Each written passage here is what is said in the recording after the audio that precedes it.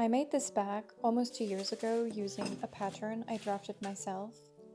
I don't usually gravitate towards such colorful patterns, but I especially liked it paired with this leather, which I swear is navy blue in real life. The leather is quite thin, so I reinforced it with interfacing, the kind I use for shirt collars, and I just glued it to the backside with some fusible web.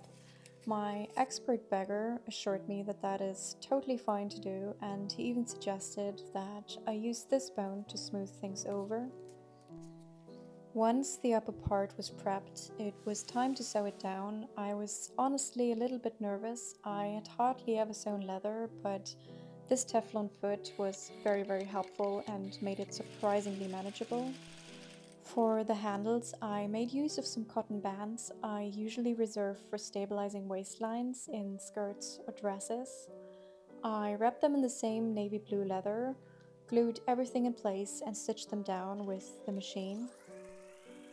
After attaching them, I cut a heavier quality of leather for the base of the bag.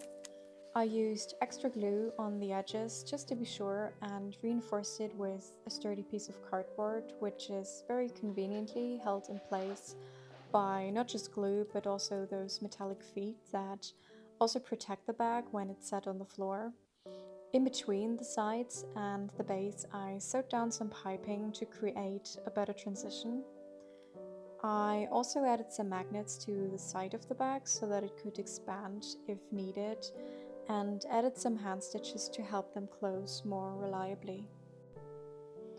I agree that I should have used a different needle and pliers, but those were at least 20 meters out of reach, so I risked my fingers and my teeth to get it done just in time before I could finish iron.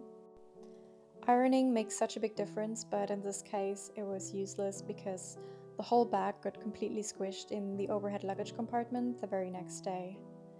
At the last minute, I also made a smaller matching bag for all the bits and bobs one tends to carry. Since the main bag doesn't have a real top closure, I added an interior zipper pocket and a small hook to attach the mini bag inside.